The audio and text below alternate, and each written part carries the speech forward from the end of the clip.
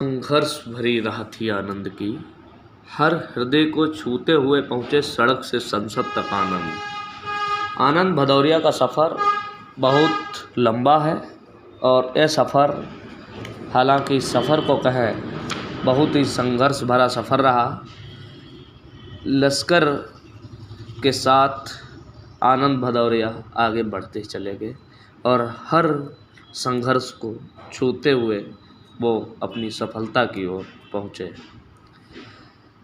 जो हो एक बार वो हर बार हो, ऐसा नहीं होता, हमेशा एक ही से प्यार हो, ऐसा नहीं होता। हर एक कश्ती का अपना तजुर्बा होता है दरिया में, सफ़र में रोज़ ही मंझधार हो, ऐसा नहीं होता। कहानी में तो किरदारों को जो चाहे बना दीजिए, हकीकत भी कहानीकार हो, ऐसा नहीं होता।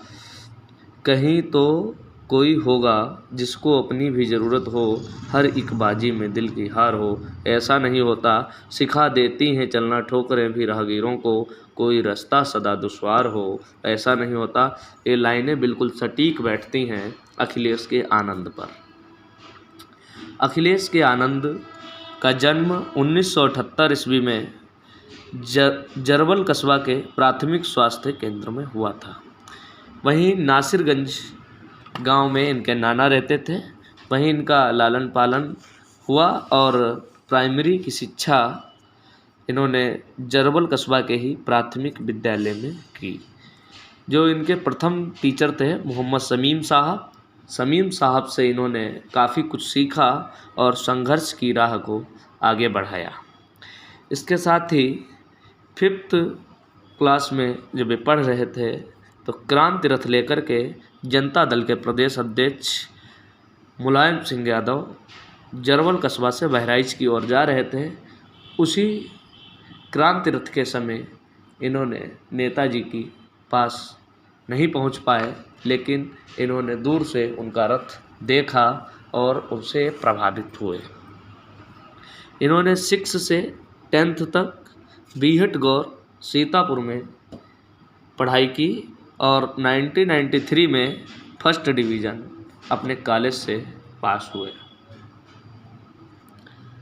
इतना ही नहीं, ये 10th में जब पढ़ रहे थे तो एक स्टेशनरी अपने ज़रूरत की सामान की चीज़ें लेने के लिए लखनऊ जा रहे थे तो डालीगंज में एक बस रुकती है। फिर सिया कॉलेज के छात्रों के साथ मुलायम सिंह के कार्यक्रम में शामिल होने पहुंच जाते हैं और पहली बार इन्होंने चरण स्पर्श भी मुलायम सिंह का किया और वहीं से इनको राजनीति से लगाव हो गया। लेकिन फिर भी माने कि तब भी ये राजनीति में इतना सक्रिय नहीं हुए। फिर फर्स्ट ईयर में इन्होंने GIC सीतापुर में मैथमेटिक्स से पढ़ाई की और 12th में बहराइच से प्राइवेट फार्म डाला और वो फार्म जो था वो निरस्त हो गया इनका।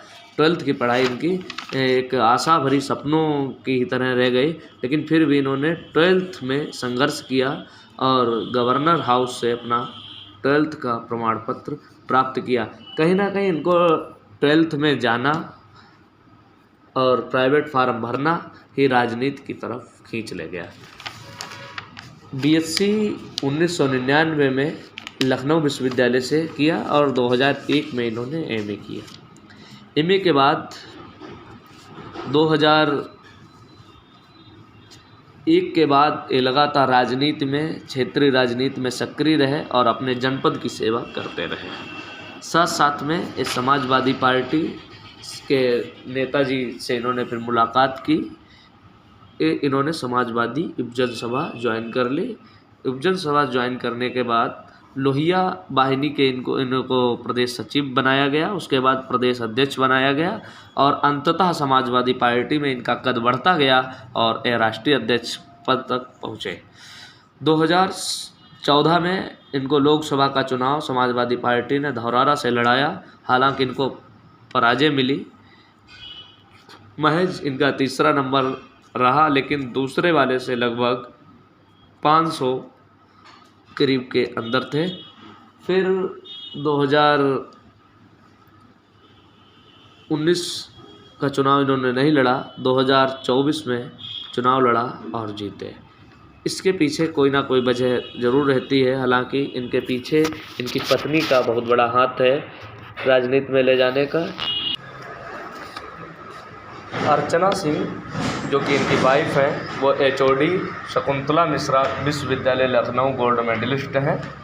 हालांकि राजनीति में ले जाना इनकी पत्नी का कहीं ना कहीं इनका बहुत बड़ा हाथ रहा और इनकी पत्नी ने इनकी संघर्ष भरी राहों को आगे बढ़ाया। और कहीं ना कहीं इनकी 2 लाइनें थीं जो इन्होंने इंटर में कही थी। गवर्नर साहब के पास गए थे तो कहा था, इस पथ का उद्देश्य नहीं है शांत भवन में टिक जाना, किंतु पहुंचना उस सीमा तक जिसके आगे राह नहीं। हालांकि इन्होंने राह नहीं का शायरी गाई थी, राह नहीं है, लेकिन वो शायरी आज राह तक पहुंच गई है। आनंद भदौरिया का सफ़र ऐसे ही लगातार चलता रहे। मैं आनंद भदौरिया जो लोकसभा का सदस्य निर्वाचित हुआ हूँ, ईश्वर की शपथ लेता हूँ कि मैं विधि द्वारा स्थापित भारत के संविधान के प्रति सच्ची श्रद्धा और निष्ठा रखूँगा। मैं भारत की प्रभुता और अखंडता अक्षुण्ण रखूँगा तथा जिस पद को मैं ग्रहण करने वाला हूँ उसके कर्तव्यों का श्रद्धापूर्वक निर्वहन करूँगा।